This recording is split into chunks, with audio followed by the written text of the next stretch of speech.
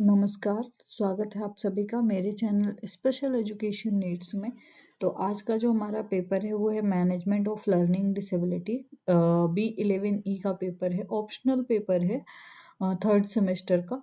तो आइए देखते हैं इसकी जो फर्स्ट यूनिट या फर्स्ट मॉड्यूल है वो क्या है। तो जो फर्स्ट यूनिट है वो है लर्निंग डिसेबिलिटी टाइप। यहाँ पर पूछा है कि अधिगम अक्षमता के प्रकार। 1.1 में पूछा है लर्निंग डिसेबिलिटी, डिस्लैक्सिया, डिस्ग्राफिया और डिस्कैल्कुलिया। तो सबसे पहले हम ये जान लेते हैं लर्निंग डिसेबिलिटी क्या है। वैसे आप सबने फर्स्ट सेमेस्टर में पढ़ा था, तो आई होप याद होगा लर्निंग डिसेबिलिटी क्या है। मतलब लर्न करने से रिलेटेड डिसेबिलिटी, जब हम लर्न करने में असक्षम होते हैं तब वो लर्निंग डिसेबिलिटी कहलाती है। तो उसके कुछ टाइप्स हैं, डिस्लैक्सिया, डिस्ग्राफिया और डिस्कैल्कुलिया। तो अगर हम यहाँ पर बात करें सबसे पहले वर्बल लर्निंग डिसेबिलिटी।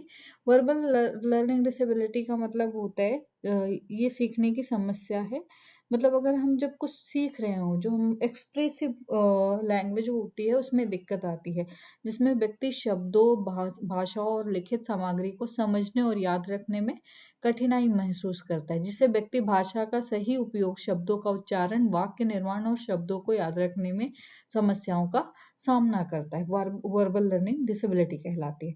ठीक है, वर्बल में मौखिक अधिगम अक्षमता बोल सकते हैं, या फिर वर्बल लर्निंग डिसेबिलिटी जो है, जिसको वर्बल जब भी हम भाषा को व्यक्त करने की कोशिश करते हैं तो वो नहीं कर पाते हैं। नेक्स्ट है डिस्लैक्सिया। डिस्लैक्सिया जो है ये एक प्रकार है, ये एक प्रकार की लर्निंग डिसेबिलिटी है, जिसमें व्यक्ति को पढ़ने, शब्दों को पहचानने और सही ढंग से उच्चारण करने में कठिनाई होती है। इसमें विशेष रूप से दो शब्दों को उल्टा पढ़ना, सही क्रम में पढ़ने में समस्या होती है, लेकिन उनकी बौद्धिक क्षमता सामान्य होती है। इसके लिए एक मूवी भी है तारे ज़मीं पे। अगर आप सभी ने देखा है तो अच्छी बात है, नहीं देखा है तो देख सकते हैं। उसमें जो छोटा सा बच्चा होता है उसको जो समस्या होती है वो डिस्लेक्सिया है, क्योंकि उसके सामने जब भी वो बुक्स ओपन करता है पढ़ने के लिए तो उसके सामने जितने भी वर्ड होते हैं वो डांस करते हुए दिखते हैं उसको। तो जिसको डिस्लेक्सिया क्या है, पठन संबंधी जो भी दिक्कत है, जैसे शब्दों को पहचानने में, शब्द का सही ढंग से उच्चारण करने में कठिनाई होती है, शब्दों को उल्टा करके पढ़ते हैं, सही क्रम में नहीं पढ़ते हैं। नेक्स्ट है डिस्ग्राफिया। डिस्ग्राफिया जो है लेखन संबंधी समस्या है। इसमें व्यक्ति को लिखने में कठिनाई होती है। इसमें हाथ से लिखने में समस्या, शब्दों को सही तरीके से लिखने में कठिनाई होती है, या विचारों को कागज पर सही रूप से व्यक्त करने में कठिनाई होती है। जैसे कुछ लिख रहे हैं, वर्ड मिसिंग है होते हैं, तो ऐसी दिक्कतें इसमें आती हैं। नेक्स्ट है डिस्कैल्कुलिया। डिस्कैल्कुलिया जो है ये गणित की क्षमताओं की कमी का विकार है, जिसमें व्यक्ति को अंक गणितीय संक्रियाएं जैसे जोड़, घटाव, गुणा, भाग समझने और हल करने में कठिनाई होती है। डिस्कैल्कुलिया वाले व्यक्ति को गणना में उलझन होती है, वह संख्याओं का सही तरीके से उपयोग नहीं कर पाते। यहाँ मैथमेटिक्स में प्रॉब्लम होती है, कैलकुलेशन में प्रॉब्लम होती है, घटाव, गुणा, भाग समझने और हल करने में कठिनाई होती है। ये सभी विकार जो होते हैं वो बौद्धिक क्षमता को प्रभावित करते हैं, लेकिन व्यक्तियों की सीखने की प्रक्रिया में चुनौतियां उत्पन्न करते हैं। सॉरी, प्रभावित नहीं करते हैं, लेकिन व्यक्तियों की सीखने की प्रक्रिया में चुनौती उत्पन्न करते हैं। मतलब ये जो जितने भी विकार होते हैं या डिसेबिलिटी होती है, पढ़ने संबंधी, लिखने संबंधी, या गणना कौशल संबंधी हो, या वर्बल लर्निंग डिसेबिलिटी है, तो इसमें मतलब ये इसका जो प्रभाव है वो बौद्धिक अक्षमता पर नहीं पड़ता है। ठीक है, इसमें व्यक्ति को जरूर जब भी वो कुछ सीख रहा होता है या कुछ लिख रहा होता है या गणना कर रहा होता है तो उसमें चुनौतियां उत्पन्न होती हैं। नेक्स्ट है नॉन वर्बल लर्निंग। 1.2 में पूछे नॉन वर्बल लर्निंग डिसेबिलिटी। तो नॉन वर्बल लर्निंग डिसेबिलिटी जो है NLD, ये एक प्रकार का की लर्निंग डिसेबिलिटी है, जिसमें व्यक्ति को दृश्य और शारीरिक मतलब जो मोटर की जानकारी को समझने और पहचानने और उसे व्यवस्थित करने में कठिनाई होती है। मतलब जो विजुअल चीजें होती हैं, जो देख के जानकारी इकट्ठा करने में दिक्कत होती है, या शारीरिक जो मोटर संबंधी होती है उस जानकारी में काफी दिक्कत का सामना करना पड़ता है। तो इसमें भाषा की समझ में कोई विशेष समस्या नहीं होती, लेकिन व्यक्ति को सामाजिक संकेत, जो भी संकेत होते हैं, शारीरिक हाव भाव होते हैं, दृश्य स्थानिक समस्या को समझने में मुश्किल होती है। इसके मुख्य जो लक्षण है वो क्या है? दृश्य और शारीरिक जानकारी को समझने में जानकारी को समझने में समस्या। तो इसमें व्यक्ति को चित्र, मैप्स, ग्राफ्स और अन्य दृश्य सामग्री को समझने में कठिनाई होती है। मतलब जो भी पिक्चर डिस्क्रिप्शन नहीं कर पाते, मैप्स नहीं समझ पाते, ग्राफ्स नहीं समझ पाते। सामाजिक कौशल में कठिनाई। नेक्स्ट, सामाजिक कौशल में कठिनाई व्यक्ति को सामाजिक संकेत, जैसे चेहरे के हाव भाव हैं, शरीर की भाषा को सही, बॉडी लैंग्वेज है, जेस्चर पोस्चर है, उनको समझने और प्रतिक्रिया देने में कठिनाई होती है। समय स्थान का अनुमान लगाने में कठिनाई होती है, व्यक्ति को समय का सही अनुमान लगाने में और स्थान परिवर्तन में परेशानी होती है। मोटर कौशल में कमी। नेक्स्ट, हाथ से लिखने या अन्य शारीरिक गतिविधियों में कठिनाई होती है। नॉन वर्बल लर्निंग डिसेबिलिटी वाले व्यक्ति में बौद्धिक क्षमता सामान्य होती है, लेकिन उनके लिए सामाजिक और शारीरिक कार्यों में चुनौतीपूर्ण स्थितियां उत्पन्न हो सकती हैं। मतलब बौद्धिक क्षमता इनकी नॉर्मल होती है, जैसी सभी की होती है, लेकिन फिजिकल और सोशल वर्क जो भी होते हैं, समाज से रिलेटेड कोई भी कार्य होते हैं, उसमें चुनौती उत्पन्न होती है। नेक्स्ट है 1.3 लैंग्वेज डिसऑर्डर। तो लैंग्वेज डिसऑर्डर्स का मतलब है भाषा विकृति। तो भाषा विकृति जो है ऐसे ऐसे विकार है जिसमें व्यक्ति को भाषा को समझने, बोलने और लिखने में समस्याएं होती हैं। भाषा दो आधार पर सीख सकते हैं ना हम। एक होता है एक्सप्रेसिव और एक होता है रिसेप्टिव। ठीक है, एक होता है एक्सप्रेसिव और दूसरा रिसेप्टिव होता है। मतलब लेकिन सबसे पहला जो टर्म है वो रिसेप्टिव है। हम क्या करते हैं इसमें, भाषा को ग्रहण करते हैं, और एक्सप्रेसिव में क्या करते हैं, हम उसको, जो भी हमारे विचार होते हैं, आइडियाज होते हैं, उनको एक्सप्रेस करने का काम करते हैं। तो भाषाई विकार ऐसे विकार हैं जिसमें भाषा को समझने, बोलने, पढ़ने और लिखने में समस्याएं होती हैं। ये विकार व्यक्ति के विकासात्मक, मानसिक या शारीरिक स्वास्थ्य पर प्रभाव डाल सकते हैं। मतलब जो ये डिसऑर्डर होते हैं, वो व्यक्ति का जो डेवलपमेंट होता है, उनका मेंटल या फिजिकल हेल्थ जो होती है, उस पर प्रभाव डाल सकते हैं। तो मुख्य प्रकार क्या है? पहला, expressive language disorder. Expressive language disorder क्या है? इसमें व्यक्ति अपनी सोच और विचारों को सही तरीके से व्यक्त नहीं कर पाता, उसको व्यक्त करने में कठिनाई होती है। व्यक्ति को बोलने में मतलब इसमें बोलने में समय लेता है, शब्दों का सही चुनाव नहीं कर पाता है, अपनी बात पूरी तरह से व्यक्त नहीं कर पाता है। दूसरा है receptive language disorder. Receptive language disorder जो है, इस विकार में व्यक्ति को सुनी हुई और पढ़ी हुई भाषा को समझने में समस्या होती है। मतलब ग्रहण करने में दिक्कत होती है। इसमें जो भी निर्देश होते हैं, उनका उन सवालों का सही जवाब देने में असमर्थ होता है। मिक्स्ड लैंग्वेज डिसऑर्डर, जिसमें समझने और व्यक्त करने में दोनों में कठिनाई होती है। इसके अलावा और भी हो सकते हैं फ्लुएंसी, मतलब धारा प्रवाह। जब भी हम कोई शब्द बोल रहे हैं तो उसको धारा प्रवाह में एक मतलब रफ्तार में बोलने में दिक्कत होती है, शब्दों पर जोर नहीं दे पाते हैं। तो ऐसी भी समस्याएं इसमें उत्पन्न होती हैं। जैसे उतार चढ़ाव नहीं होता है, वाक्य नहीं बना पाते हैं, शब्द की मीनिंग नहीं समझ पाते हैं। तो ऐसे लैंग्वेज डिसऑर्डर बहुत सारे होते हैं। फोनेटिक या articulation disorder. Phonetic articulation disorder, इसमें व्यक्ति को सही शब्दों को उच्चारित करने में दिक्कत होती है। जैसे वो र को ल या स को श की तरह बोल सकता है। Syntactic disorder. सिंटैटिक डिसऑर्डर का मतलब क्या होता है? यहाँ पर वाक्य संरचना या सेंटेंस स्ट्रक्चर को बनाने में समस्याओं का सामना करना पड़ता है। इसमें जैसे जो सही शब्दों का सही क्रम क्रम होता है, उसमें लगाने में दिक्कत होती है। व्याकरण की गलतियां कर देते हैं इसमें, ऐसी दिक्कत जिसको होती है। तो शब्दों का, इसके कुछ लक्षण हैं, सिम्टम्स हैं, जैसे शब्दों को सही तरीके से नहीं लगा पाते हैं, भाषा का सही तरीके से उपयोग करने में कठिनाई होती है, संवाद में विघ्न या अवरोध उत्पन्न होता है, शब्दों या वाक्यों को समझने में समस्या होती है। 1.4 है associated condition ADHD and ADD।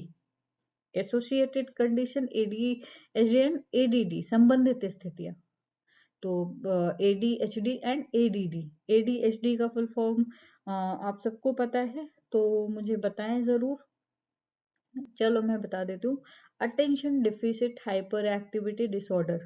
ठीक है, यहाँ पर लिखा भी हुआ है। ये क्या है? एक मानसिक विकार है जिसमें व्यक्ति को ध्यान केंद्रित करने और अपनी गतिविधियों को नियंत्रित करने और एक स्थान पर स्थिर रहने में कठिनाई होती है। ठीक है, ADHD क्लियर हो गया। इसमें व्यक्ति को ध्यान केंद्रित करने में और मतलब अपनी गतिविधियों को कंट्रोल करने में एक ही जगह पर स्टेबल नहीं रह सकते हैं, इसमें कठिनाई होती है। तो इसके कुछ मुख्य लक्षण हैं। हाइपर एक्टिविटी मतलब व्यक्ति का शारीरिक रूप से अत्यधिक सक्रिय रहना, जैसे दौड़ना, कूदना, हमेशा मूवमेंट करना।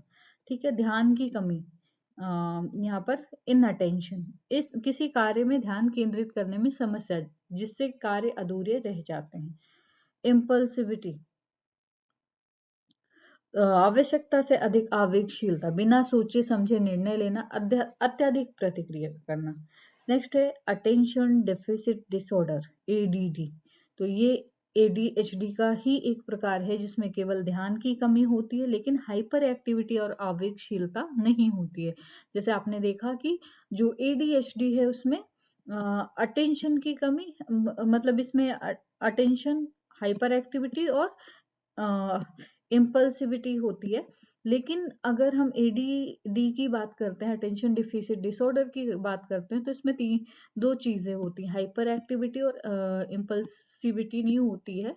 इसमें अटेंशन में दिक्कत होती है।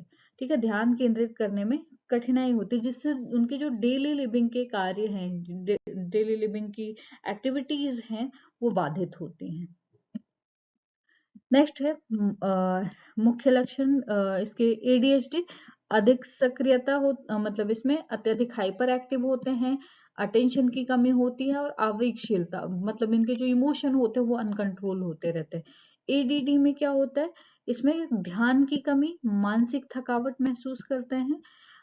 ADHD और ADD के कारणों में अनुवांशिक यानी कि हेरिडिटरी, जो इनकी जीन्स होती है, मस्तिष्क के विकास में असमानता है, पर्यावरणीय कारण, जैसे अनुवांशिक कारण में क्या क्या चीजें हैं, इनकी जीन्स और मस्तिष्क के विकास में असामान्यता है। ठीक है, जो नर्वस सिस्टम होता है उसका जो डेवलपमेंट होता है उसमें एबनॉर्मेलिटीज होती हैं। और इन्वायरमेंटल फैक्टर क्या होगा, जैसे जन्म के समय जटिलता है, न्यूरोलॉजिकल कारक शामिल हो सकते हैं। उपचार किस तरीके से कर सकते हैं? उपचार यानी कि ट्रीटमेंट। तो ट्रीटमेंट हम किस तरीके से कर सकते हैं? इन स्थितियों का उपचार चिकित्सा मनोवैज्ञानिक थेरेपी दे सकते हैं, मतलब साइको फिजियोथेरेपी विशिष्ट शिक्षा के द्वारा किया जा सकता है। मेडिसिन और जीवन शैली में बदलाव भी सहायक हो सकते हैं। ठीक है, तो ये आपका क्लियर हो गया होगा टॉपिक। नेक्स्ट आगे बढ़ते हैं। 1.5 है इमोशनल एंड बिहेवियरल प्रॉब्लम्स। यहाँ पर पूछा है भावनात्मक और व्यवहारिक समस्याएं। तो भावनात्मक और व्यवहारिक समस्याएं क्या होती हैं ये जान लेते हैं। ये जो समस्या होती है भावनात्मक और मानसिक, तो इसमें मानसिक और भावनात्मक स्थिति में जो असंतुलन असंतुलन होता है, इनबैलेंस होता है, इसके कारण उत्पन्न होती है। ठीक है, जब मेंटल असंतुलन होता है, मेंटल बैलेंस नहीं होता और इमोशनल बैलेंस नहीं होता, उसके कारण एबनॉर्मलिटीज होती हैं, जिससे क्या होता है, जो दैनिक जीवन के कार्य होते हैं या रिश्ते होते हैं वो प्रभावित हो सकते हैं। ये जो समस्या होती है बचपन, किशोरावस्था और वयस्कावस्था में किसी भी समय उत्पन्न हो सकती है। इसके मुख्य प्रकार कौन कौन से हैं तो वो देख लेते हैं।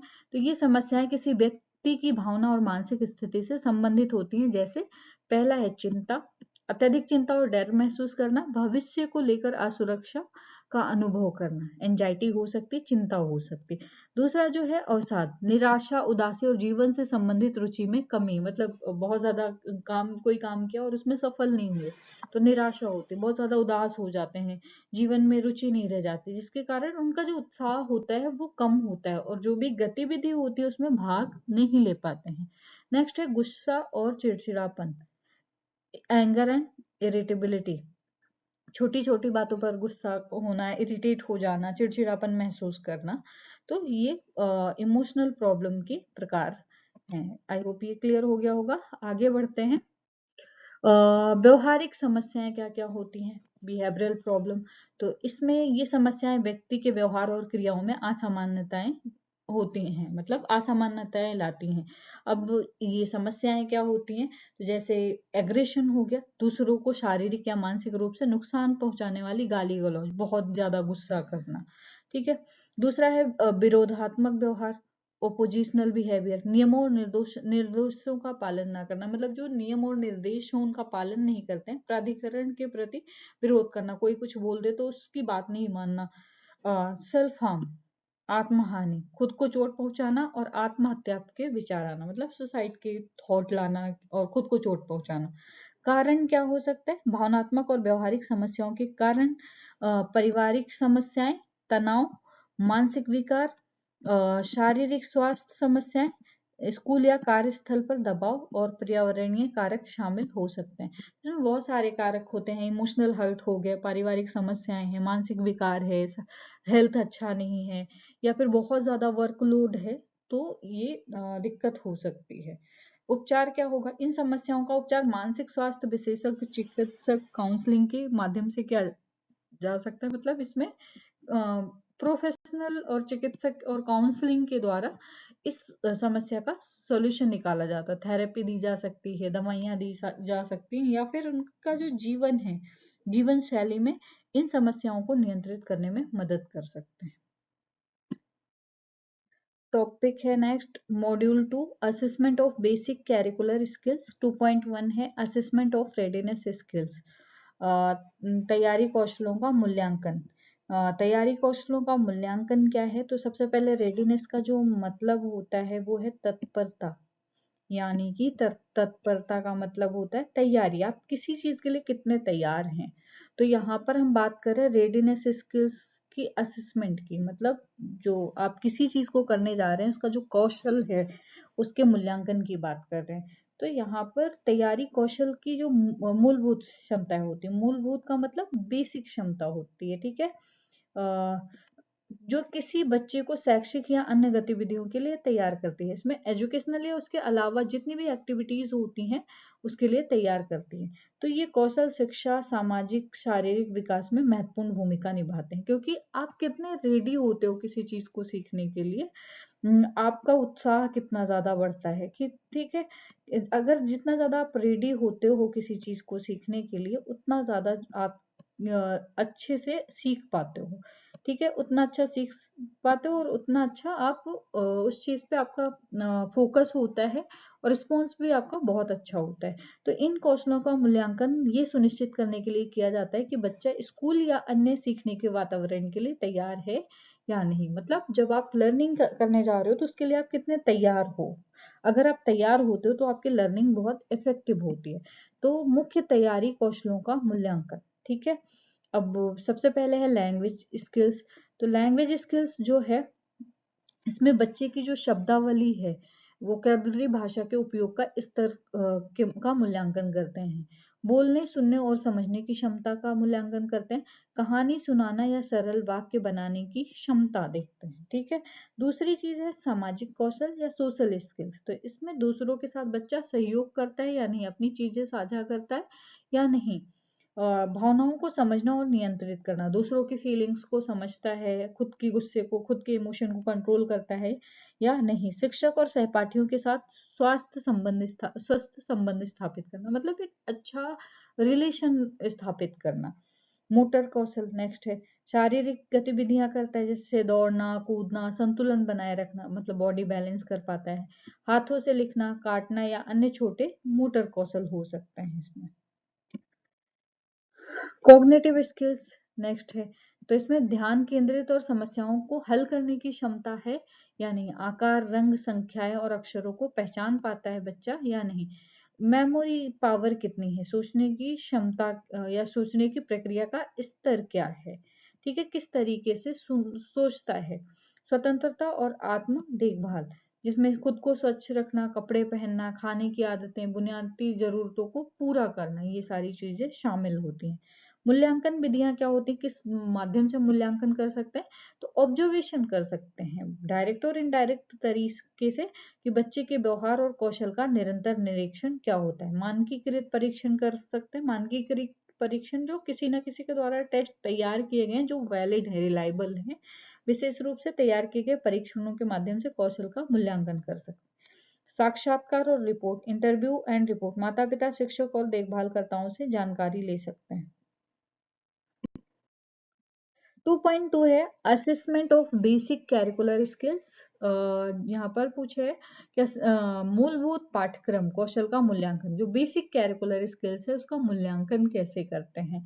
तो ये मूल्यांकन ये जांचने के लिए किया जाता है कि विद्यार्थी ने अपने शैक्षिक पाठ्यक्रम में आवश्यक बेसिक कौशल या मूलभूत कौशलों को किस हद तक सीखा और समझा है। कैरिकुलर का मतलब जो आपका पाठ्यक्रम है उससे रिलेटेड जितनी भी गतिविधि आती हैं, कैरिकुलर इंडोर की जितनी भी एक्टिविटी आएंगी, प्रैक्टिकल थ्योरी, वो सारी आपकी कैरिकुलर स्किल्स होती हैं। तो उसमें हम ये देख मतलब बेसिक कैरिकुलर का जब असेसमेंट करते हैं तो जो उनका पाठ्यक्रम है उसमें जो भी बेसिक उनकी उनके कौशल हैं उसको विद्यार्थी ने किस तरीके से या किस हद तक सीखा है। तो ये कौशल विद्यार्थियों की शैक्षिक सफलता के लिए महत्वपूर्ण होते हैं, उनके एकेडमिक प्रोग्रेस को मापने के में मदद करते हैं। ठीक है, अब इसके मुख्य बुनियादी पाठ्यक्रम कौशलों का मूल्यांकन किस तरीके से करते हैं। तो पहली है रीडिंग स्किल्स। यहाँ पर क्या करते हैं, शब्दों की पहचान और उच्चारण की क्षमता। ठीक है, मतलब शब्द जितने हैं कॉन्सोनेंट और वोबेल उनको पहचान पाते हैं, उनका उच्चारण कर पाते हैं या नहीं। दूसरी चीज, दूसरा असेसमेंट होता है समझने की क्षमता, रीडिंग कॉम्प्रिहेंशन। पढ़ी गई जो भी कहानी होती है, हम उन्हें कहानी पढ़ने के लिए दे दिया, उसमें से क्वेश्चन आंसर कर सकते हैं, हम उनकी समरी पूछ सकते हैं। अगर वो बता ले जाते हैं तो कौशल समझने की क्षमता उनकी अच्छी है। नेक्स्ट कर सकते हैं शब्दावली का ज्ञान और वाचन कौशल करवा सकते हैं। सेकंड है राइटिंग स्किल्स, सही वर्तनी, जब भी कुछ लिख रहे हैं तो स्पेलिंग और व्याकरण और वाक्य संरचना का उपयोग कर रहे हैं या नहीं, विचारों को स्पष्ट और व्यवस्थित तरीके से लिख रहे हैं या नहीं, छोटे निबंध और अनुच्छेद या कहानियां लिखने की क्षमता अच्छी है या नहीं। नेक्स्ट है गणना कौशल, मैथमेटिक्स स्किल, संख्याओं का सही ज्ञान और गणनाएं, जोड़ घटाव गुणा भाग करना, गणितीय उदाहरणों जैसे आंकड़े, रूपांतरण, माप को समझना, समस्याओं को हल करने के लिए सही गणितीय विधियां अपनाना। नेक्स्ट है general knowledge and thinking skills. यहाँ पर जनरल नॉलेज चेक कर सकते हैं, तर्क कर सकता है बच्चा या प्रॉब्लम सॉल्विंग करने की क्षमता है उसमें या नहीं है। बुनियादी सामान्य ज्ञान जैसे भौतिक, जीव विज्ञान, इतिहास, मतलब जनरल नॉलेज आती है या नहीं, वस्तु और घटनाओं के बीच संबंधों को समझ पाता है या नहीं। नेक्स्ट है सामाजिक और पर्यावरण की समझ, सोशल एंड इमोशनल अंडरस्टैंडिंग हम असेस कर सकते हैं, जिसमें समाज में व्यक्ति की भूमिका, सामाजिक नीतियां और नियमों की समझ असेस कर सकते हैं, पर्यावरणीय मुद्दों और संरक्षण की समझ है या नहीं। नेक्स्ट है मूल्यांकन विधियां, तो हम मतलब किस माध्यम से मूल्यांकन कर सकते हैं। तो परीक्षा और क्विज है, विद्यार्थियों के ज्ञान और कौशल का परीक्षण कर सकते हैं इसके द्वारा।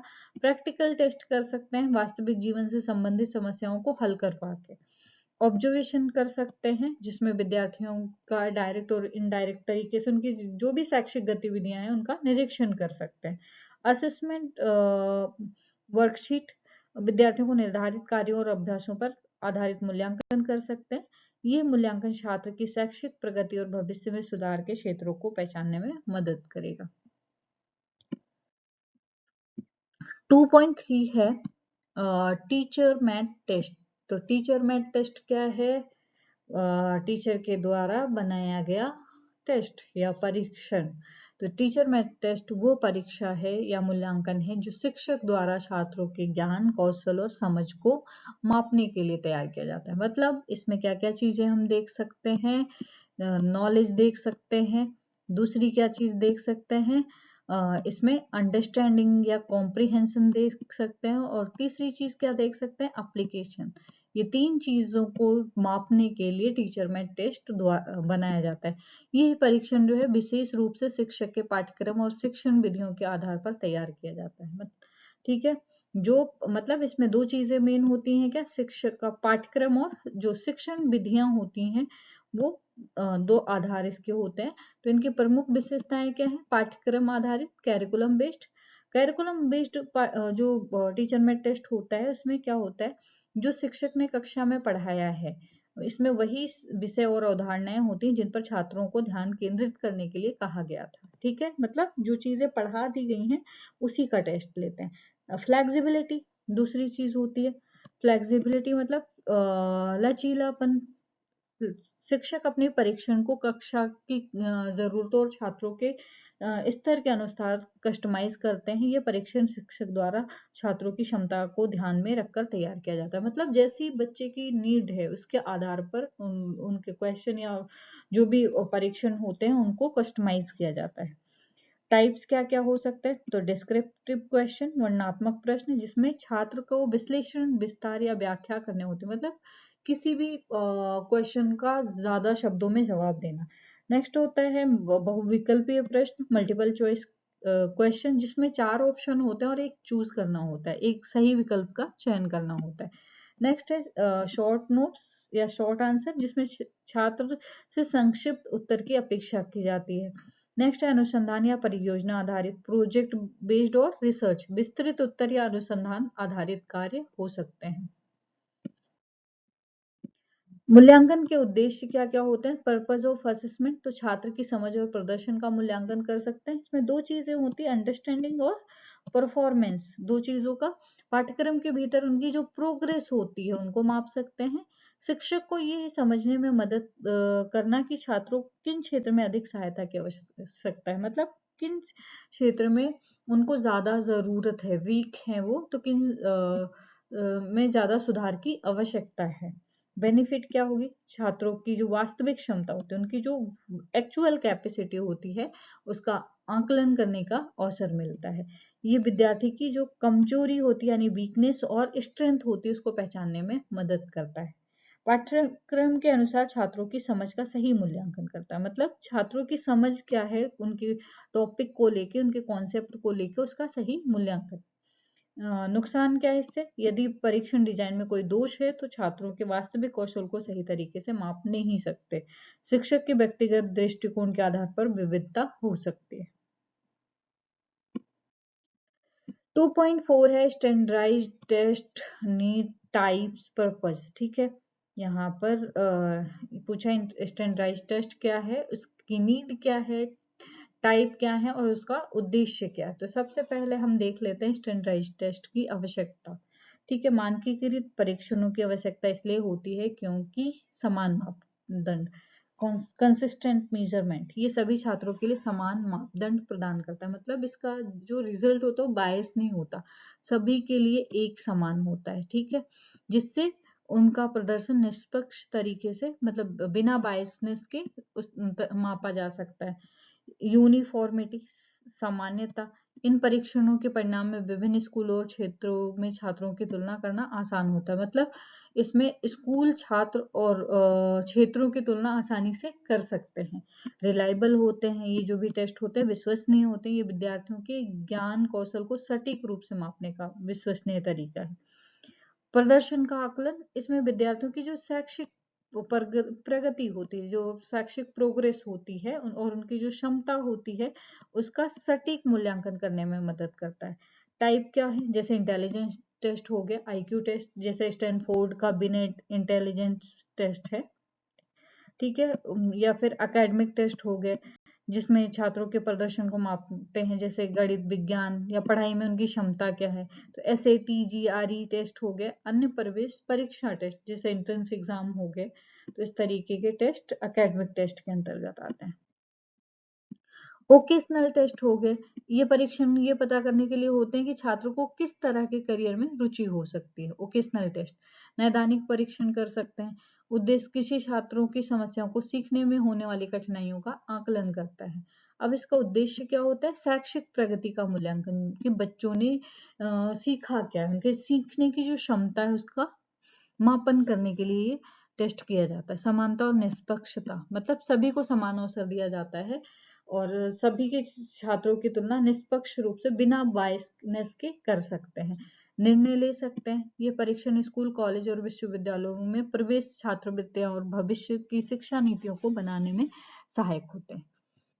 असेसिंग एप्टीट्यूड, क्षमता का मूल्यांकन कर सकते हैं। इसमें विशिष्ट क्षेत्र में सफलता की संभावना का अनुमान लगाने के लिए किया जा सकता है। ठीक है। तो ये जो स्टैंडर्डाइज्ड टेस्ट होते हैं, ये मूल्यवान उपकरण होते हैं जो शिक्षा प्रणाली प्रणाली में निष्पक्षता, विश्वसनीयता और पारदर्शिता को सुनिश्चित करते हैं। मतलब बायस नहीं होते हैं, इसका जो भी रिजल्ट होता है वो रिलायबल होता है, उस पर विश्वास किया जा सकता है और पारदर्शी होता है, ट्रांसपेरेंट होता है। मतलब इसमें कोई चीज ये नहीं होती कि छुपा के रखी जाए।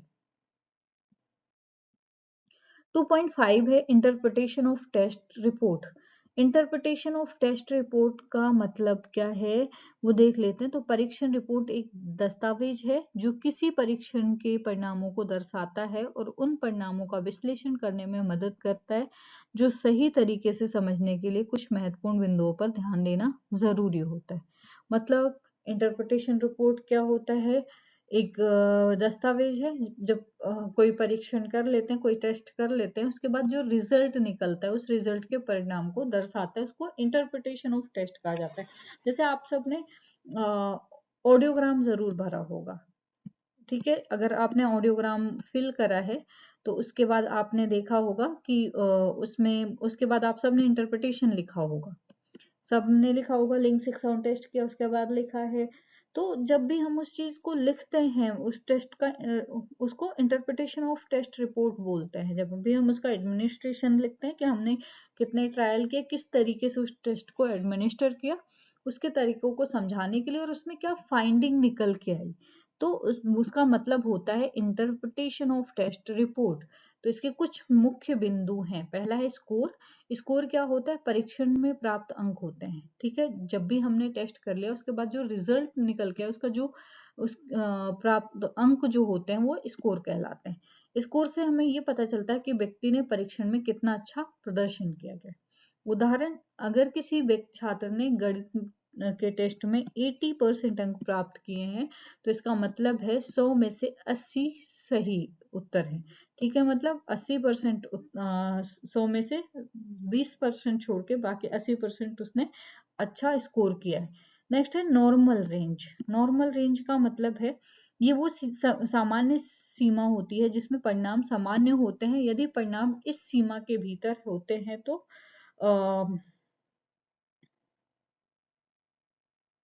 सॉरी, यदि परिणाम इस सीमा के भीतर होते हैं तो उसका मतलब क्या होता है? तो व्यक्ति का प्रदर्शन सामान्य माना जाता है। उदाहरण क्या होगा? यदि किसी मानसिक परीक्षण में सामान्य आईक्यू रेंज 85 से 115 है तो किसी का स्कोर 90 है तो सामान्य श्रेणी में आता है।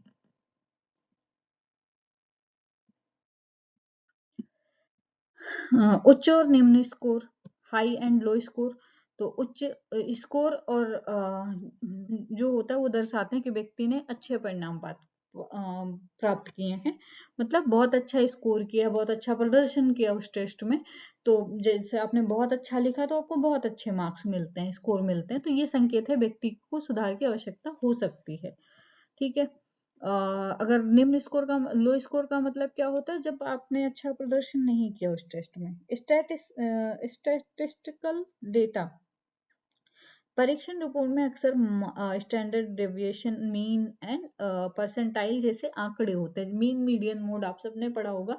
तो जब भी हम किसी का डेटा निकालते हैं तो इन चीजों का यूज करते हैं, जो स्कोर की तुलना अन्य लोगों के लिए स्कोर से करने में मदद मिलती है। उदाहरण के लिए 75वीं प्रतिशत का परसेंटाइल का मतलब है व्यक्ति ने 100 में से 75 लोगों से बेहतर प्रदर्शन किया है, ठीक है। फीडबैक और विश्लेषण। Feedback and analysis. रिपोर्ट में यह भी होता है कि परिणामों का अर्थ क्या है, विशिष्ट क्षेत्र में सुधार की जरूरत कहाँ पर है। विशेष रूप से उन क्षेत्रों में को उजागर किया जाता है, मतलब उनको हाईलाइट किया जाता है। उजागर का मतलब क्या होता है? हाईलाइट करना, जहां अधिक ध्यान देने की आवश्यकता होती है। नेक्स्ट है निर्णय लेने में सहायक, असिस्टिंग इन डिसीजन मेकिंग। परीक्षण रिपोर्ट का उद्देश्य किसी विशेष निर्णय में मदद करना होता है, जैसे किसी छात्र की शैक्षिक प्रगति, किसी कर्मचारी की कार्यक्षमता या चिकित्सा परीक्षण के परिणामों के आधार पर इलाज की दिशा तय करना। मॉड्यूल 3 है intervention strategy in basic skills of learning.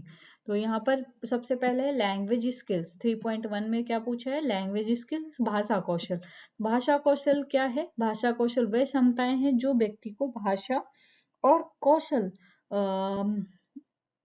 भाषा के माध्यम से प्रभावी रूप से संवाद करने, विचार व्यक्त करने और समझने में मदद करती है। मतलब भाषाई स्किल क्या होते हैं? जब अपनी बात आप किसी से कह पाते हैं, अपने विचार किसी से शेयर कर पाते हैं और लोगों की बात समझ पाते हैं, ये होता है भाषा कौशल। मतलब रिसेप्टिव और एक्सप्रेसिव दोनों स्किल्स अच्छे होने चाहिए। तो ये कौशल किसी भी भाषा को समझने और उपयोग करने के लिए आवश्यक होते हैं। तो सबसे पहले इसमें मुख्य भाषाई कौशल जो होता है लिसनिंग, एक्टिव लिसनिंग, किसी भी भाषा को समझने की क्षमता या लोगों की बातों को समझने की क्षमता जब कोई दूसरा व्यक्ति बोल रहा होता है। इसमें शब्द और वाक्य उनके भावनात्मक संदर्भ को सही तरीके से समझना शामिल होता है। ठीक है, दूसरी चीज है स्पीकिंग स्किल्स। मतलब जब भी आप बोल रहे हैं तो आपकी जो भावना है उसको स्पष्ट रूप से दूसरों के सामने व्यक्त करना। इसमें उच्चारण, वाक्य का निर्माण और सही शब्दों का चयन करना चाहिए। नेक्स्ट है रीडिंग स्किल्स। रीडिंग स्किल्स में है लिखित सामग्री को समझने और अर्थ निकालने की क्षमता। जो भी चीजें लिखी हुई हैं उनको सबसे पहले समझ पाए और उसका अर्थ निकाल पाए।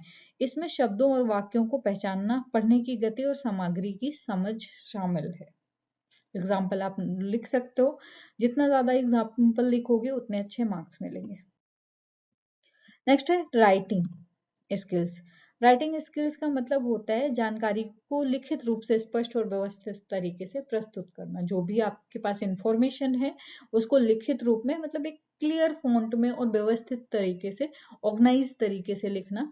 उनके जो व्याकरण में स्पेलिंग मिस्टेक है, वाक्य की संरचना है, वो उसमें सही उपयोग शामिल है।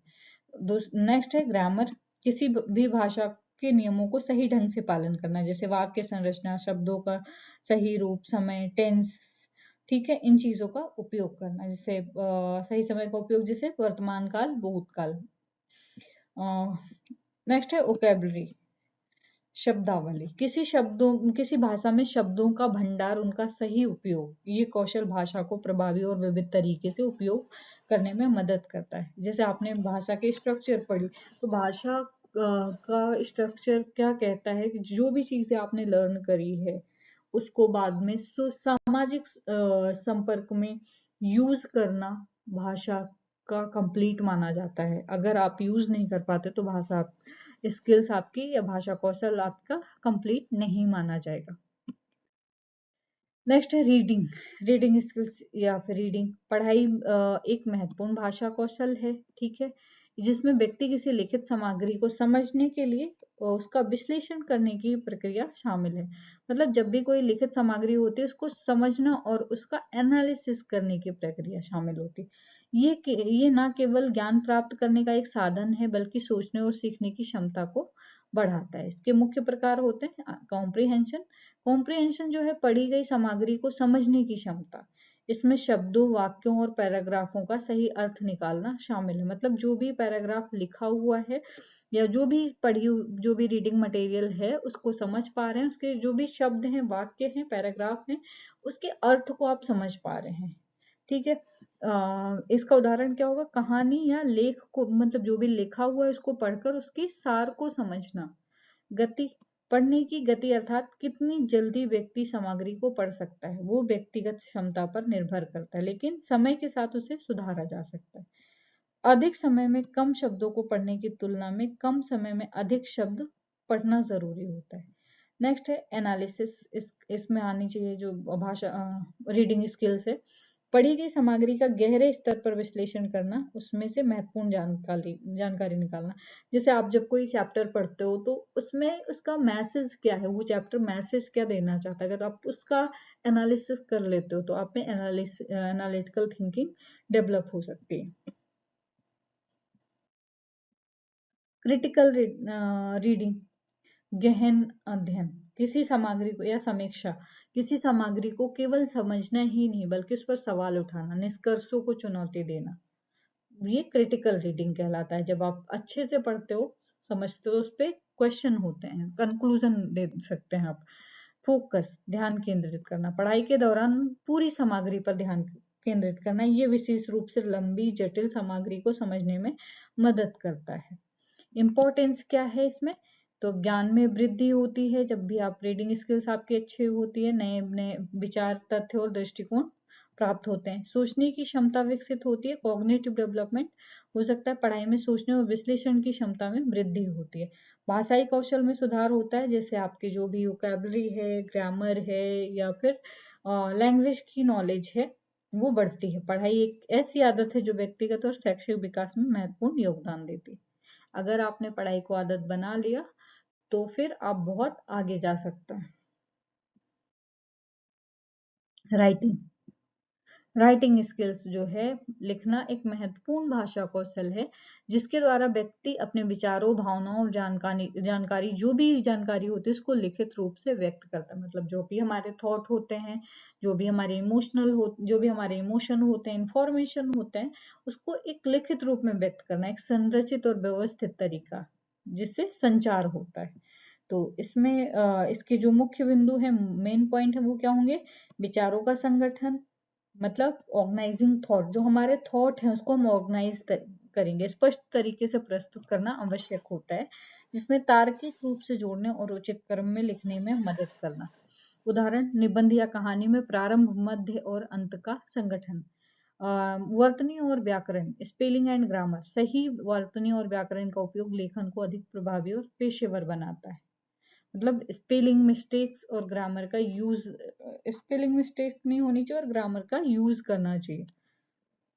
वोकेबलरी यूज, एक विस्तृत शब्दावली का उपयोग लेखन को रोचक और प्रभावशाली बनाता है। ये विचारों को बेहतर ढंग से व्यक्त करने में मदद करता है। समरी एंड एनालिसिस, सारांश और विश्लेषण, लिखते समय सामग्री का सारांश प्रस्तुत करना। गहरे विश्लेषण का उपयोग पाठक को जानकारी देने के लिए किया जाता है। जब भी आप कुछ लिख रहे हैं तो उसका समरी प्रस्तुत करना, इसलिए ताकि लोगों को गहरे विश्लेषण हो सके लोगों से। समीक्षा और उत्पादन, लेखन के बाद उसे समीक्षा करना आवश्यक सुधार है। मतलब जब भी आप कुछ लिखते हो तो उसको एडिट करो, मतलब उसकी एडिटिंग करो कि कहाँ पे गलतियां हैं, कहाँ पे उसको सुधारने की जरूरत है, ताकि जो भी लेखन आपने जो भी लेख लिखा हो त्रुटि मुक्त हो सके। नेक्स्ट है इम्पोर्टेंस, इसके महत्व क्या है लेखन कौशल के? तो संचार कौशल जो है वो सुधरता है, लिखने के द्वारा व्यक्ति अपने विचार दूसरों तक पहुंचा सकता है। क्रिएटिविटी आती है व्यक्ति से लिखने, मतलब अगर व्यक्ति लिखता है तो उसकी जो क्रिएटिविटी है, रचनात्मकता को व्यक्त करता है, जैसे कहानी, लेखन, कविता, पोएट्री, ये सारी चीजें कर सकता है। ज्ञान का प्रसार, लेखन के माध्यम से ज्ञान और विचारों का प्रसार होता है। 3.4 है मैथ स्किल्स। मैथ स्किल्स है गणितीय कौशल, जो है वो क्या है? जो किसी व्यक्ति को संख्याओं, रूपों, माप और गणना की समस्याओं को हल करने में मदद मिलती है। मतलब इसमें जो भी संख्या होती है, उसके रूप होते हैं, माप होती है और गणना की जो भी समस्या होती है वो हम हल कर सकते हैं। ये कौशल जीवन के विभिन्न पहलुओं में महत्वपूर्ण होता है, जैसे शैक्षिक क्षेत्र है, वित्तीय गणना और दैनिक जीवन में निर्णय लेने में। मुख्य गणितीय कौशल इसमें क्या होंगे? संख्याएं और अंक पहचानना, नंबर रिकॉग्निशन एंड अंडरस्टैंडिंग। तो संख्याओं को पहचानना और उनका सही प्रयोग करना है। इसमें अंक पहचानने और संख्याओं के बीच संबंध को समझना शामिल है। उदाहरण क्या होगा? 0 से 9 तक के अंकों को पहचानना और उनका उपयोग करना। तो दूसरा जो है अर्थमेटिक गणना, बुनियादी गणितीय क्रिया जैसे हो सकती है एडिशन है, सब्सट्रैक्शन है, मल्टीप्लिकेशन है, डिवीजन है, डिवाइडेशन है या डिवीजन बोल सकता है, जैसे जोड़, घटाव, गुणा और भाग। ठीक है, ये सारी चीजें शामिल है। नेक्स्ट है टाइम एंड मेजरमेंट, समय और माप के बारे में जानकारी, उसे सही तरीके से समझना और उपयोग करना। इसमें घड़ी में जो घड़ी में टाइम का कॉन्सेप्ट है वो समझाना, लंबाई, वजन और अन्य माप की इकाइयों का उपयोग शामिल होता है। न्यूमेरिकल कॉन्सेप्ट, न्यूमेरिकल कॉन्सेप्ट में संख्या प्रणाली जो है, दशमलव है, प्रतिशत है, भिन्न है आदि की समझ डेवलप करना। समीकरण और समस्याओं को हल करना, सॉल्विंग इक्वेशन एंड प्रॉब्लम्स। इसमें गणित की जो भी समस्याएं और समीकरण होते हैं उनको हल करने की क्षमता होती है, जैसे अलजेब्रा है, ज्यामिति है, त्रिकोणमिति है, इनको हल करने की क्षमता। आकृति और स्थानिक समझ, ज्योमेट्री एंड स्पेशियल अवेयरनेस, इसमें विभिन्न आकार, आकृति हो गई पहचानना और उनका अध्ययन करना, जिसमें रेखाएं, कोण, त्रिकोण और चतुर्भुज आदि की समझ। महत्व क्या होगा इसका? दैनिक जीवन में उपयोग, practical use in daily life, गणित का उपयोग वित्त, खरीदारी, जब हम बजट बनाते हैं, सेविंग करते हैं, लेन देन में बहुत काम आता है। समस्याएं हल करने की क्षमता, गणितीय कौशल से व्यक्ति समस्या को हल करने की क्षमता विकसित होती है। वैज्ञानिक और तकनीकी विकास, गणितीय कौशल से विज्ञान, इंजीनियरिंग और तकनीकी क्षेत्र में सफलता की के लिए आवश्यक होते हैं। 3.5 है स्टडी कौशल। स्टडी कौशल क्या है? अध्ययन कौशल वह तकनीकें हैं जिनका उपयोग छात्र अपनी पढ़ाई को अधिक प्रभावी बनाने के लिए करते हैं। ये कौशल अपने शैक्षिक सफलता को बढ़ाते हैं, बल्कि सीखने की प्रक्रिया को आसान और व्यवस्थित बनाते हैं। स्टडी कौशल क्या है? अगर हम स्टडी करते हैं तो पढ़ाई हमारी बहुत ही अधिक मतलब प्रभावी हो जाती है। इससे जो हमारी शैक्षिक सफलता होती है वो बढ़ जाती है। तो इसके मुख्य अध्ययन कौशल क्या है? टाइम मैनेजमेंट करना चाहिए। टाइम मैनेजमेंट अगर हम अध्ययन के लिए करते हैं तो उसमें मतलब व्यवस्थित तरीके से उसका उपयोग कर सकते हैं। सही समय और सही तरीके से प्रबंध करने में पढ़ाई की निरंतरता बनी रहती है। अगर हर दिन हम 1-2 घंटे अध्ययन के लिए निर्धारित करते हैं तो समय की पाबंदी होती है। जैसे वो टाइम आता है वैसे हमें याद आता है कि हमें पढ़ना है। मेमोरी स्किल्स, जानकारी को अच्छे से याद रखना, उसे जरूरत के समय सही तरीके से उपयोग करना। रिवीजन कर सकते हैं, माइंड मैप्स और याद करने की तकनीकी का उपयोग कर सकते हैं, मतलब हाईलाइट कर सकते हैं, ट्रिक्स बना सकते हैं, तो मेमोरी स्किल्स अच्छी हो जाएगी। एक्टिव लर्निंग, केवल पढ़ने के बजाय सक्रिय रूप से सीखना, जैसे नोट्स बनाना, डिस्कशन करना, क्वेश्चन के आंसर देना, इसमें जानकारी लंबे समय तक याद रहती है। प्राथमिकता क्या है? निर्धारण, अध्ययन सामग्री में प्राथमिकता तय करना, कठिन या महत्वपूर्ण विषयों पर पहले ध्यान केंद्रित करना। नोट्स टेकिंग, नोट्स बना सकते हैं, जो भी महत्वपूर्ण बिंदु है उनको उसमें नोट्स कर सकते हैं, रिवीजन कर सकते हैं इन फ्यूचर जब भी जरूरत हो। नेक्स्ट है रिव्यूइंग, पुनरावलोकन या रिकैप्चुलेशन भी बोल सकते हैं। नियमित रूप से पढ़ी गई जो भी सामग्री है उनको पुनः देखना और समझना, इसमें जानकारी दिमाग से अच्छे से बैठती है। ध्यान केंद्रित करना, कंसंट्रेशन, अध्ययन करते समय ध्यान केंद्रित करना ताकि शोर शराबे और अन्य विकर्षणों से बचा जा सके।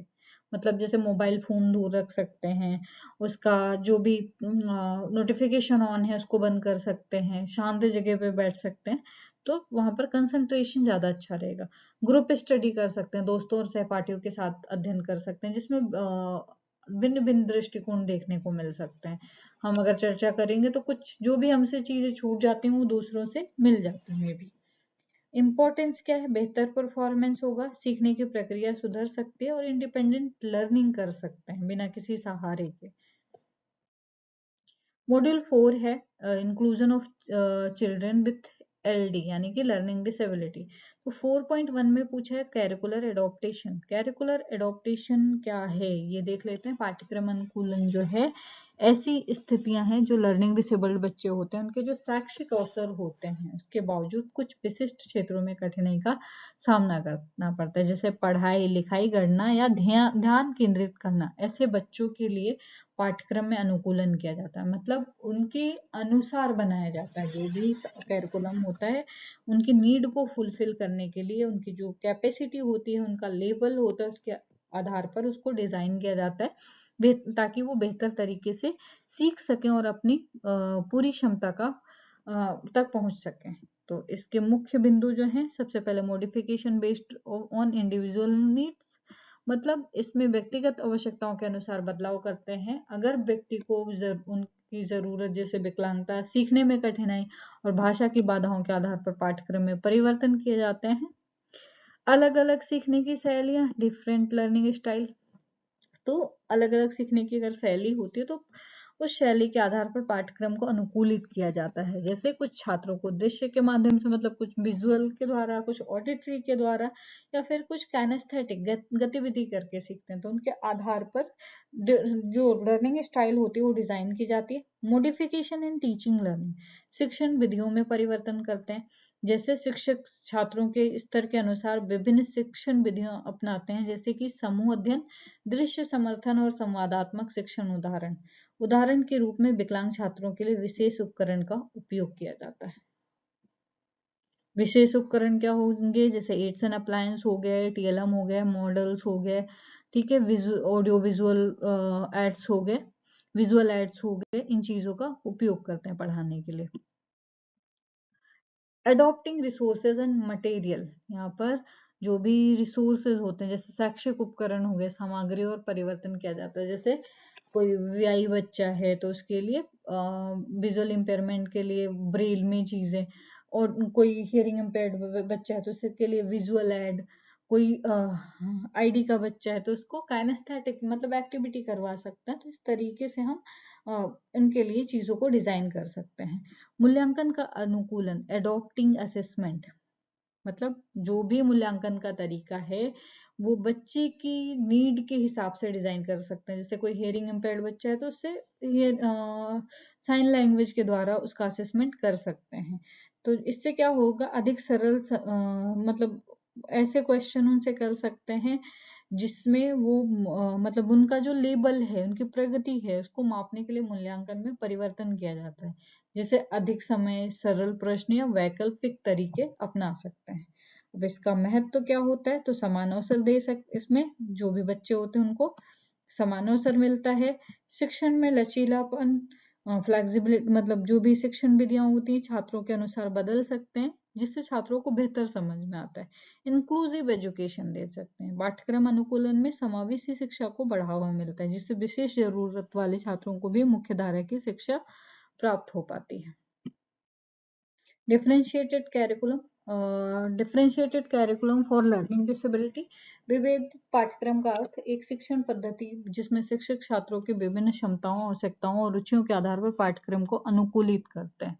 वो डिफरेंशिएटेड कैरिकुलम का मतलब क्या होता है, जिसमें टीचर क्या करता है, जो बच्चे की क्षमता होती है, ठीक है, उनकी जो आवश्यकता होती है और उनकी जो रुचि होती है उसके आधार पर पाठ्यक्रम को अनुकूलित करता है या उनका उसका एडॉप्टेशन करते हैं, ठीक है।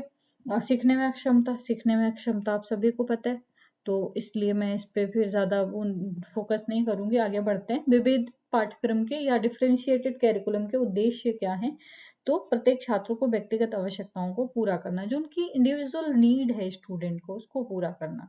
क्षमता के अनुसार शिक्षण विधियों को अनुकूलित करना, मतलब जैसे बच्चे की कैपेसिटी है उसके आधार पर जो भी लर्निंग शिक्षण विधि है उसको अनुकूलित करना। आत्मविश्वास और सशक्तिकरण प्रदान करना, विभिन्न विधियां सामग्री में बदलाव कर सकते हैं, जैसे जो भी सामग्री उनके लिए प्रोवाइड करें वो सरल हो उनको समझने के लिए। शिक्षण विधियों में परिवर्तन कर सकते हैं, जैसे टोटल कम्युनिकेशन का यूज कर सकते हैं, ऑडियो वीडियो, शारीरिक गतिविधियां करवा सकते हैं। आकलन का तरीका, आकलन जैसे मौखिक परीक्षण, प्रैक्टिकल प्रोजेक्ट्स आदि का उपयोग कर सकते हैं। समय का प्रबंधन, अधिक समय दे सकते हैं ताकि छात्र आराम से सीख सकें।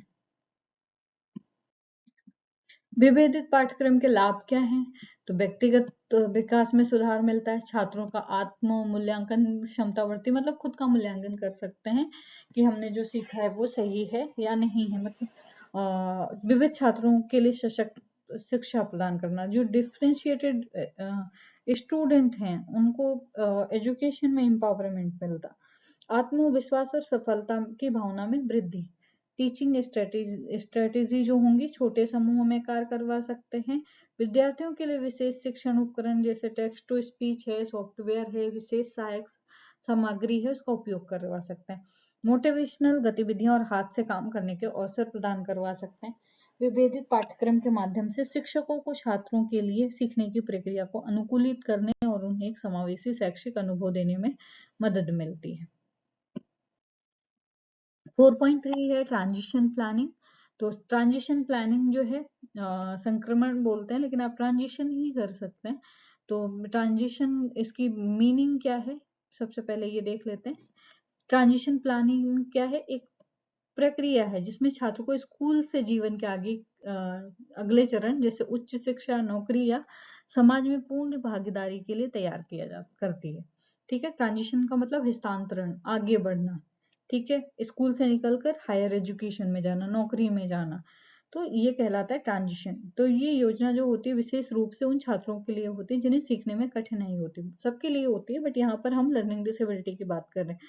तो ताकि उनकी जो विशेष ज़रूरत है उनको ध्यान में रखते हुए उपयुक्त समर्थन मिले। उद्देश्य क्या होता है? छात्रों को समाज और कामकाजी जीवन में स्वतंत्रता और आत्मनिर्भरता प्राप्त करने में मदद करता है। ठीक है, शिक्षा करियर में सफलता के लिए आवश्यक कौशल विकसित करता है, जीवन के अगले चरण में सहज हस्तांतरण सुनिश्चित करता है।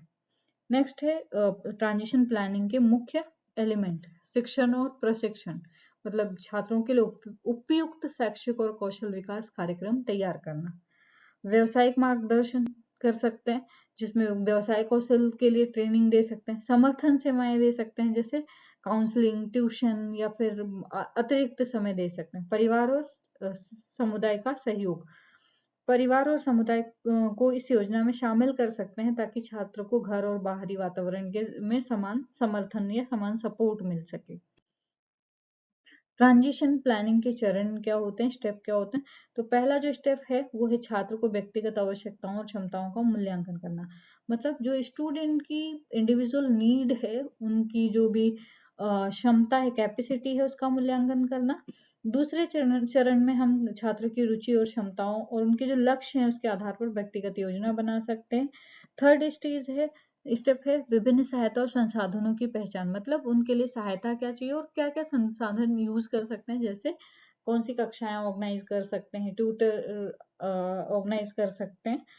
फोर्थ पे परिवार, शैक्षिक और अन्य संबंधित व्यक्तियों के साथ योजना पर चर्चा, मतलब जो भी हमने योजना बनाई है उसका टीचर के साथ या उन फैमिली के साथ, फैमिली मेंबर के साथ उस पर डिस्कशन कर सकते हैं कि उसको कैसे लाभ, मतलब उसको कैसे लागू करें।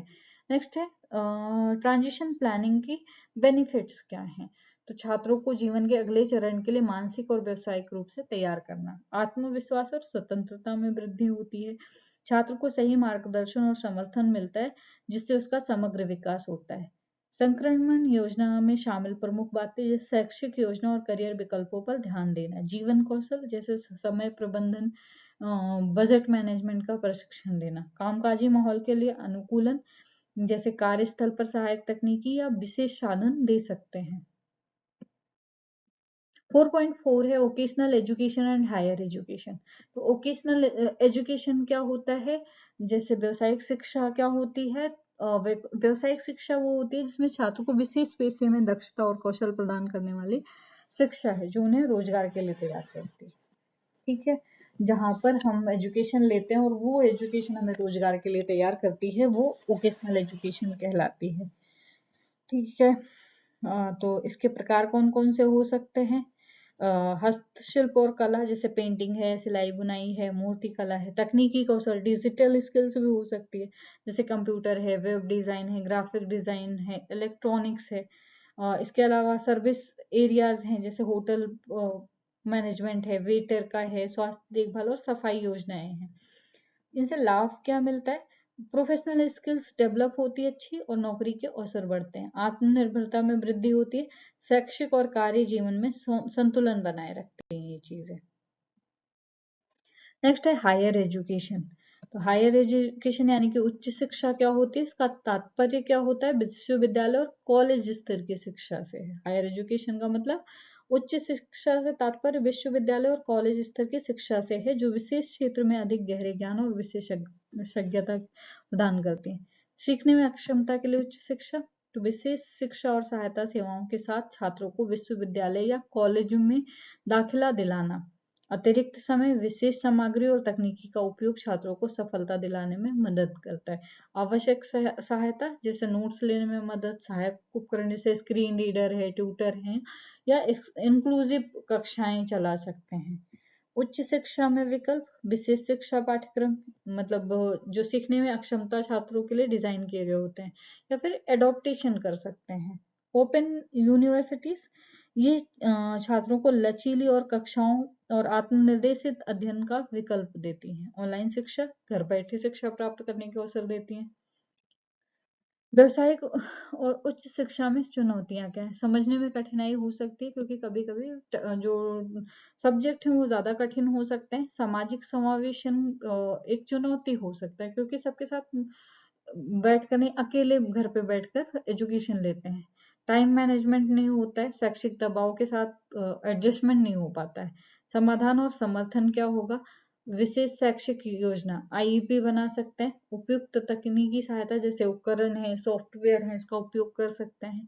शिक्षक और प्रशिक्षकों का मार्गदर्शन कर सकते हैं। समाज और परिवार का सहयोग ले सकते हैं। 4.5 है collaborative efforts teachers peer and family. तो यहाँ पर सहयोगात्मक प्रयास शिक्षक सहपाठी और परिवार।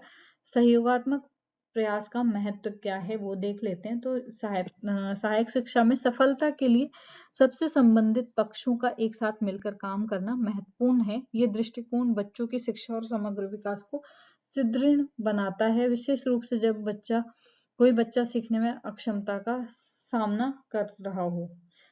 शिक्षकों का योगदान क्या होगा इसमें? विशेषज्ञ मार्गदर्शन, मतलब छात्रों को व्यक्तिगत जरूरतों के अनुसार शिक्षा देते हैं, उन्हें सही दिशा में मार्गदर्शन देते हैं करते हैं। अनुकूलित शिक्षा मिलती है उन्हें, जो भी उनकी आवश्यकताएं होती हैं उसके अनुसार पाठ्यक्रम और शिक्षण विधियों को अनुकूलित किया जाता है।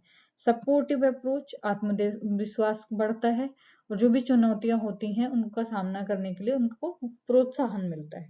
संचार, शिक्षा और परिवार सहपाठियों के साथ नियमित रूप से संवाद करते हैं ताकि छात्र की प्रगति और समस्याओं पर ध्यान दिया जा सके। सहपाठियों का योगदान, समर्थन और मित्रता। इसमें अगर मानसिक और भावनात्मक रूप से समर्थन देते हैं, वे समूह कार्य में मिलकर सहयोग करते हैं, बच्चों को समूह में शामिल करने में मदद करते हैं। समावेशिता बढ़ती है, सकारात्मक माहौल मिलता है। परिवार का योगदान क्या है? अगर परिवार साथ रहता है तो प्रेरणा और समर्थन देता है, मतलब जो भी सीखने की प्रक्रिया है उसमें निरंतर समर्थन और प्रोत्साहन प्रदान करता है। संचार और सहयोग, परिवारों को बच्चों के शैक्षिक विकास और स्कूलों पर संवाद बनाए रखना चाहिए ताकि वे बच्चों के बारे में जानकारी और सुझाव प्राप्त कर सकते हैं। पॉजिटिव इन्वायरमेंट मिल सकता है घर पर ही, ताकि बच्चा अपना खुद का आत्म मूल्यांकन और आत्मविश्वास बढ़ा सकता है। सहयोगात्मक प्रयास का परिणाम क्या होगा? बच्चों के विकास में सुधार होता है क्योंकि वे विभिन्न स्रोतों से समर्थन प्राप्त करते हैं। शैक्षिक और सामाजिक समावेशन में वृद्धि होती है। छात्रों को आत्मनिर्भर और आत्मविश्वासी बनाने में मदद मिलती है। मॉड्यूल 5 है ट्रेंड्स नीड्स एंड इशूज। 5.1 है provision for children with LD यानी learning disability at school across boards and college level in India. तो सबसे पहले हम देख लेते हैं विद्यालयी स्तर पर प्रावधान क्या है। तो सीबीएसई, आईसीएसई, राज्य बोर्ड आदि, मतलब स्टेट बोर्ड हो सकता है, आईसीएसई हो सकता है, सीबीएसई बोर्ड इंक्लूसिव एजुकेशन जो होती है। समावेशी शिक्षा नीति लागू की जाती है जिसमें विशेष आवश्यकता वाले बच्चों की सामान्य कक्षा में शिक्षा प्राप्त करने का अवसर दिया जाता है। आईईपी बना सकते हैं जिसमें सीखने में अक्षमता वाले छात्रों के लिए व्यक्तिगत शिक्षा योजना बनाई जाती है जो उनकी विशेष जरूरतों और क्षमताओं के अनुरूप होती है। विशेष शिक्षक प्रोवाइड कर सकते हैं जिससे बच्चों के लिए अनुकूलित शैक्षिक सहायता प्रदान करते हैं। अतिरिक्त समय और सहायता प्रदान कर सकते हैं जिससे मशीन, स्क्रीन रीडर, टाइपिंग सहायक उपकरण उनके लिए उपलब्ध कराए जाते हैं। समाज में समावेशन बढ़ा सकते हैं जिससे सीखने में अक्षमता वाले बच्चों को सहपाठियों के साथ शैक्षिक और सामाजिक गतिविधियों में भाग लेने के लिए प्रोत्साहित किया जा सकता है। सरकारी योजनाएं जैसे राष्ट्रीय शिक्षा नीति 2020 आई, उसमें समावेशी शिक्षा का विशेष ध्यान दिया गया है और इसे बढ़ावा देने के लिए विभिन्न योजनाएं लागू की जाती हैं।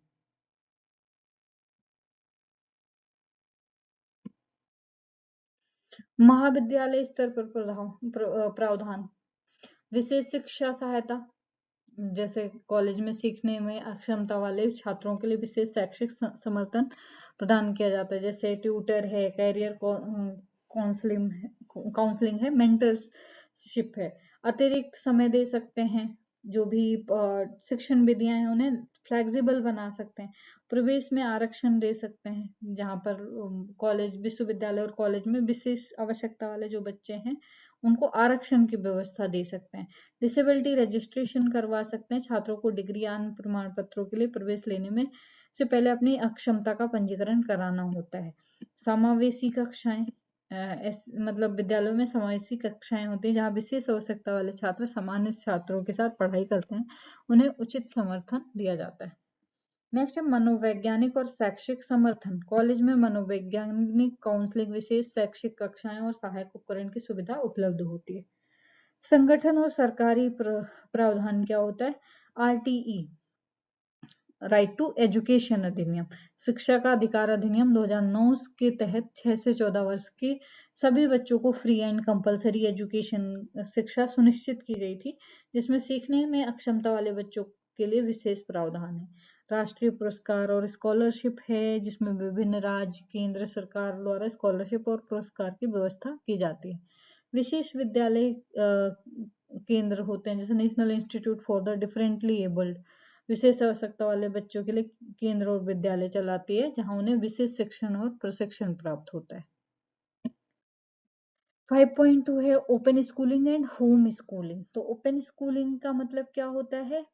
एक ऐसा लचीला शैक्षिक कार्यक्रम जिसमें विद्यार्थी घर से अपनी सुविधा के अनुसार पढ़ाई कर सकता है, जैसे NIOS है, national institute of open schooling, एक बोर्ड है जिसमें सीखने से अक्षमता वाले छात्रों के लिए उपयुक्त है। इसमें जो भी कैरिकुलम होता है फ्लेक्सिबल होता है, परीक्षा और अध्ययन की सुविधाएं प्रदान करता है। ठीक है, इसमें कोई भी किसी भी एज में NIOS से एजुकेशन ले सकता है। तो ये काफी फ्लेक्सिबल होता है, समय और स्थान की स्वतंत्रता देता है, कहीं भी आप परीक्षा दे सकते हैं।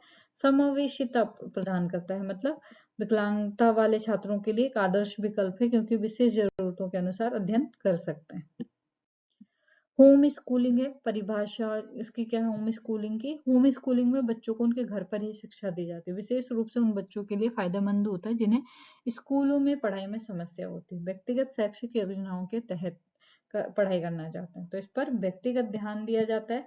जो भी कैरिकुलम होता है, वातावरण होता है, वो लचीला होता है, समाज में समावेशिता होती है, मतलब सभी के साथ मिलजुल कर रहते हैं। एक पारंपरिक स्कूलों में तनाव मुक्त करता है, उन्हें आत्मविश्वास और सशक्तिकरण बढ़ाता है, परिवार का सहयोग मिलता है। Open school schooling and home schooling के लिए प्रावधान, तो NIOS है, national institute of open schooling, छात्रों के लिए विशेष रूप से परीक्षा में लचीलापन, विविध अध्ययन सामग्री प्रदान करता है, पारिवारिक सहयोग मिलता है, समय और स्थान की लचीलापन, मतलब जहाँ चाहे वहाँ इसको, मतलब आसपास में स्कूल ले सकते हैं, समय भी बचता है, आना जाना नहीं पड़ता है तो ज्यादा दूर। सामाजिक और शैक्षिक समावेश होता है, ओपन स्कूल और होम स्कूलिंग बच्चों को पारंपरिक स्कूलों के बाहर अध्ययन करने का विकल्प प्रदान करते हैं, जिससे वे समाज में अलग थलग नहीं रहते हैं। 5.3 है कम्युनिटी पार्टनरशिप, सीखने में अक्षमता के लिए सामुदायिक साझेदारी। तो सामुदायिक साझेदारी क्या है, सबसे पहले ये जान लेते हैं। तो सामुदायिक साझेदारी है विभिन्न सामुदायिक संस्थाएं, संगठन, परिवार और सरकारी एजेंसियां मिलकर सीखने में अक्षमता वाले बच्चों के लिए समग्र समर्थन प्रदान करें। मतलब जो सीखने वाले में अक्षम लोग हैं या व्यक्ति हैं, उनके लिए सामुदायिक संस्थाएं, संगठन और परिवार, सरकारी एजेंसियां सब मिलकर उनका समग्र समर्थन करें, मतलब ओवरऑल समर्थन करें, सपोर्ट करें। ये साझेदारी बच्चों के शैक्षिक और सामाजिक विकास को सुनिश्चित करती है। सामुदायिक साझेदारी के लाभ क्या होते हैं?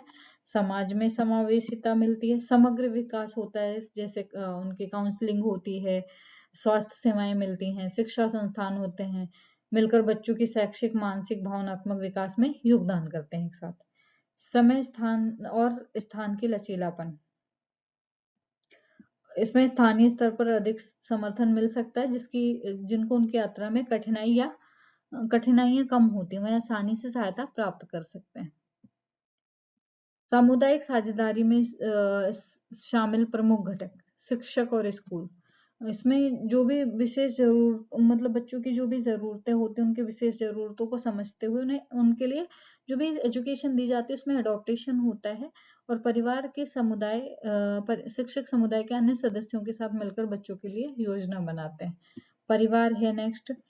परिवार में मतलब सक्रिय सहयोग होता है जो बच्चों के विकास के लिए बहुत ही महत्वपूर्ण होता है।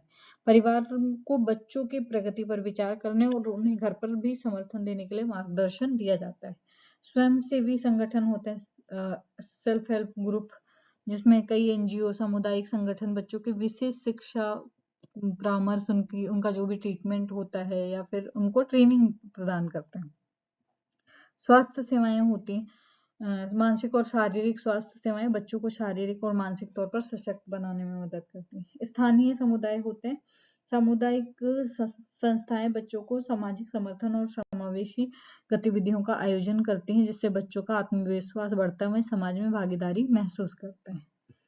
सामुदायिक साझेदारी के उदाहरण जो है सामुदायिक केंद्र हैं, कार्यशालाएं और प्रशिक्षण कार्यक्रम है, समूह कार्यक्रम है। 5.4 है एडोकेसी, वकालत।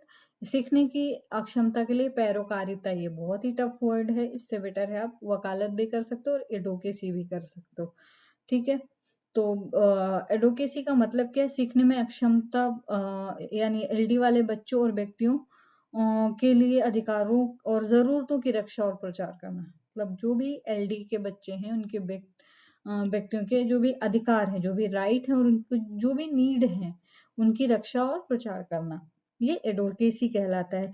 इससे उनके लिए बेहतर शिक्षा, संसाधन और समाज में समान अवसर सुनिश्चित करने के लिए आवाज उठाना शामिल है। ठीक है, तो इसके उद्देश्य क्या होते हैं? मतलब जब भी हम समान अवसर के लिए फाइट कर रहे होते हैं कि जो भी एलडी के बच्चे हैं, जो भी डिसेबल्ड बच्चे हैं, उनको सबके समान अधिकार मिले समाज में। साक्षरता और जागरूकता बढ़ाने के लिए वो ऐसे जो बच्चे और व्यक्ति हैं उनको वो मतलब विकलांग नहीं है बल्कि विशेष आवश्यकता है उनको, तो उनको संसाधन और समर्थन से सुलझाया जा सकता है। नीति और प्रावधानों में सुधार, जो भी शिक्षा और स्वास्थ्य अन्य सेवाओं में ऐसे व्यक्तियों के लिए विशेष प्रावधान मौजूद हैं। इसके तरीके क्या हो सकते हैं एडोकेसी के? तो एडोकेसी के तरीके हैं शिक्षा और प्रशिक्षण दे सकते हैं, नीति निर्माण में भागीदारी ले सकते हैं, संस्थाओं और संगठनों के साथ सहयोग को बढ़ा सकते हैं, कानूनी सहायता दे सकते हैं। इसके लाभ क्या होते हैं एडोकेसी के? तो शिक्षा में सुधार होता है, सामाजिक समावेशन बढ़ता है, स्वतंत्रता और आत्मविश्वास में वृद्धि होती है। उदाहरण क्या होगा इसका? आरटीई अधिनियम है, जैसे अगर कोई चीज नहीं मिलती है तो एजुकेशन नहीं मिलती है तो वो आरटीई लगा भी सकते हैं। तो 6 से 14 वर्ष के बच्चों को के लिए मुफ्त और अनिवार्य शिक्षा मिलती है, जिसमें विशेष शिक्षा जरूरत वाले बच्चे भी शामिल होते हैं। विशेष शिक्षा संगठनों द्वारा अभियान, ऐसे बहुत सारे वो हैं संस्थाएं हैं जहाँ पर एडवोकेसी के माध्यम से सरकार से बच्चों के लिए बेहतर शैक्षिक सुविधाएं और विशेष प्रावधान की मांग करती है। 5.5 है यूज ऑफ टेक्नोलॉजी। तो टेक्नोलॉजी क्या होती है? ऐसे बच्चों के लिए एड्स एंड अप्लायंस जो इनकी सुविधाओं को और शिक्षा को अधिक प्रभावी बनाते हैं। ठीक है, अब प्रौद्योगिकी के प्रकार क्या है? संगणक आधारित उपकरण, मतलब कंप्यूटर बेस्ड उपकरण है, जैसे कंप्यूटर है, टैबलेट है, स्मार्टफोन है, उपलब्ध शैक्षिक सॉफ्टवेयर और एप्लीकेशन जो विशेष बच्चों के लिए विशेष शैक्षिक सामग्री, अभ्यास और खेल प्रदान करते हैं। ऑडियो वीडियो संसाधन है, इंटरनेट और ऑनलाइन लर्निंग है, जैसे वेबसाइट है, सर्च इंजन है। प्रौद्योगिकी से लाभ क्या मिलता है? व्यक्तिगत ध्यान, अनुकूलन और व्यक्तिगत ध्यान मतलब उस पर ध्यान फोकस कर पाते हैं, समझ के अनुसार सामग्री उपलब्ध कराई जाती है जिससे बेहतर तरीके से सीख सकते हैं। अनुकूलन और लचीलापन होता है, जैसे उपकरण बहुत सारे ऐसे सॉफ्टवेयर होते हैं जिसमें text to speech, screen reader है, ऑडियो वीडियो सहायक के जरिए सीखने की सामग्री को छात्र की जरूरत के अनुसार अनुकूलित किया जा सकता है। स्वतंत्रता और आत्मविश्वास, टेक्नोलॉजी छात्रों के स्वतंत्र रूप से सीखने का मौका देती है जिससे उनका आत्मविश्वास और आत्मनिर्भरता बढ़ता है। समय और स्थान का लचीलापन, इसमें ऑनलाइन और डिजिटल उपकरण जो भी होते हैं इनके जरिए छात्र अपने समय और स्थान के अनुसार अध्ययन कर सकता है, मतलब घर बैठे आराम से अध्ययन कर सकता है।